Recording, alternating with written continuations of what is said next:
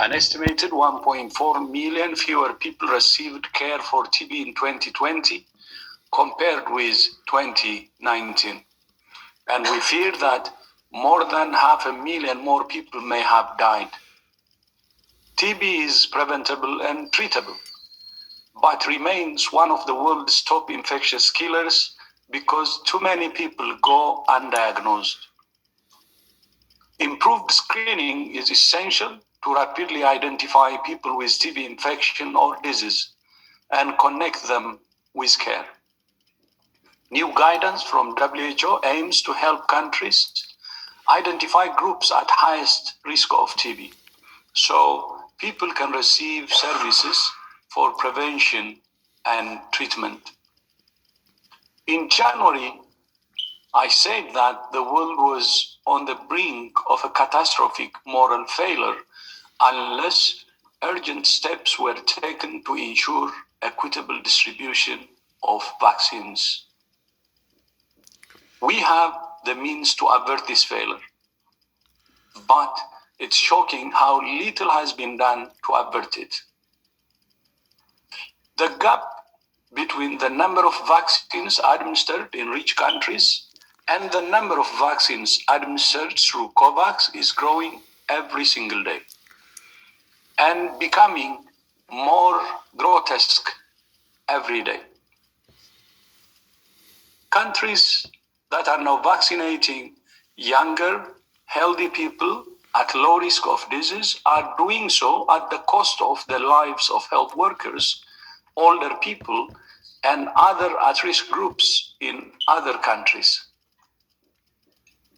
The world's poorest countries wonder whether rich countries really mean what they say when they talk about solidarity. The inequitable distribution of vaccines is not just a moral outrage. It's also economically and epidemiologically self-defeating.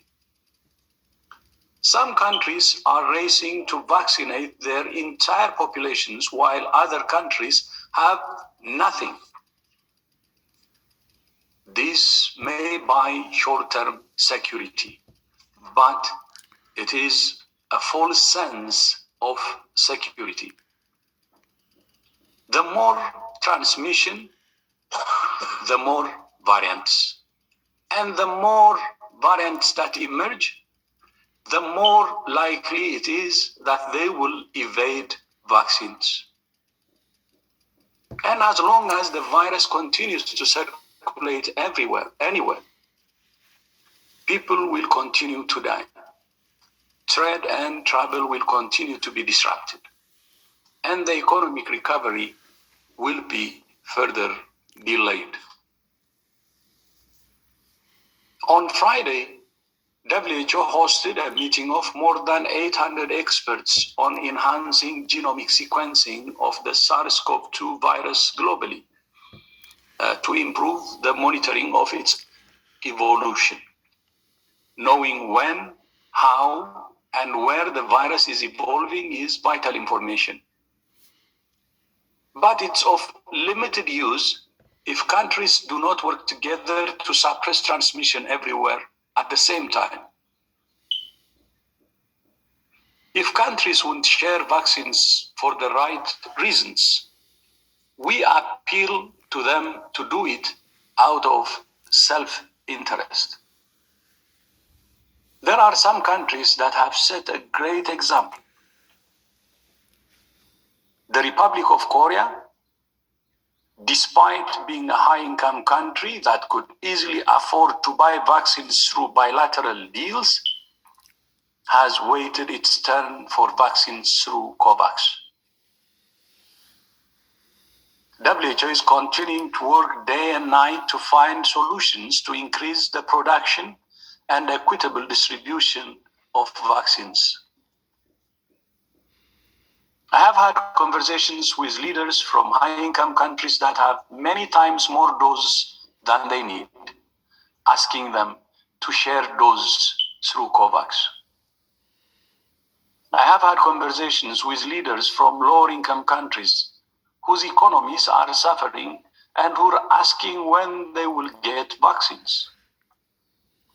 And I have had conversations with executives from vaccine manufacturers about how to the CEO of AstraZeneca, Pascal Soriot, about the shared challenges we face in ramping up production and rolling out vaccines. So far, AstraZeneca is the only company that has committed to not profiting from its COVID-19 vaccine during the pandemic. And so far, it's the only vaccine developer that has made a significant contribution to vaccine equity by licensing its technology to several other companies, including SK Bio in the Republic of Korea and the Serum Institute of India, which are producing more than 90% of the vaccines that have so far been distributed through COVAX.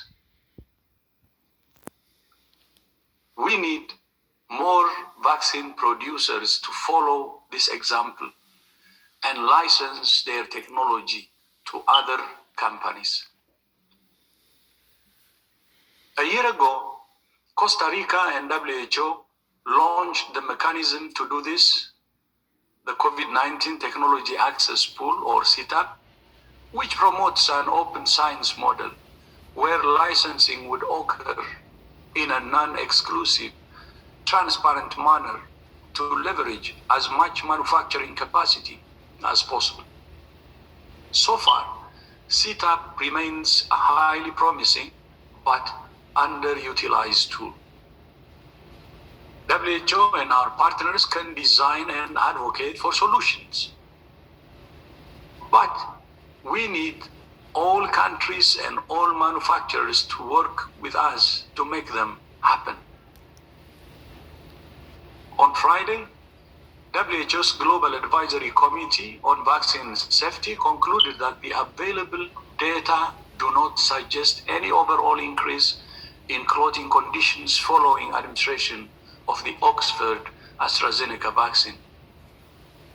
Today, AstraZeneca announced positive results from a trial of the vaccine among more than 32,000 people in Chile, Peru, and the United States.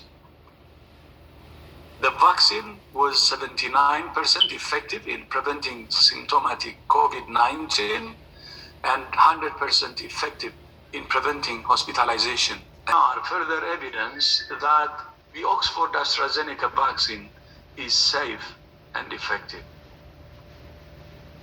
Finally, I'm pleased to announce that a shortlist has now been selected from 1,200 entries for the WHO Health for All Film Festival.